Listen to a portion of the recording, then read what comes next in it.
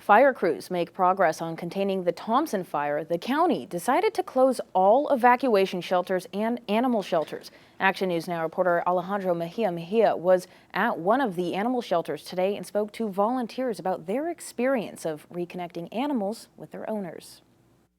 With all Thompson Fire evacuation orders being lifted, people are now able to return home, including animals here at the Camelot Equestrian Park in Orrville.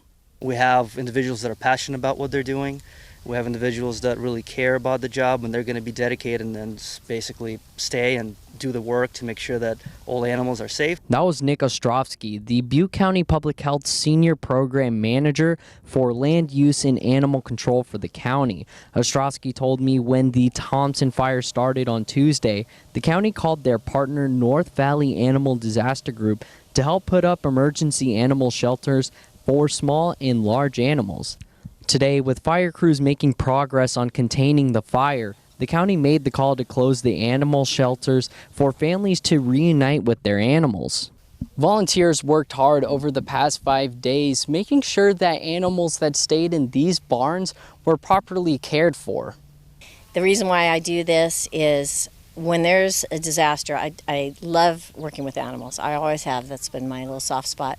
So when somebody's coming in and they are in a stressed situation, then what we want to do is help where we can. That was Brenda Stowe Johnson, a Chico woman who has been volunteering with the Animal Disaster Group for several years. Stowe Johnson told me when she received the call Tuesday, she got to the large animal shelter and began setting up for the next 5 days. She says they used 4 barns to home horses, goats, lambs, and alpacas. And Stowe Johnson told me her first experience working with the nonprofit is something she'll never forget.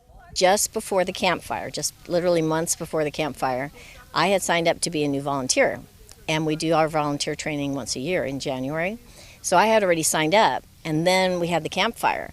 And they were calling out for volunteers, and I thought, all right, let me go do this. Stowe Johnson tells me the job comes with a lot of stress, especially out in this heat, but it's all worth it.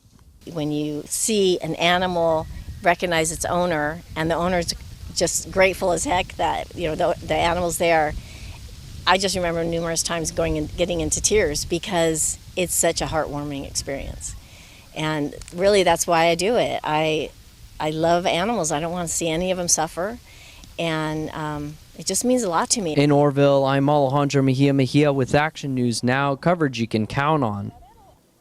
To learn more about becoming a volunteer, you can go to actionnewsnow.com and click on news links.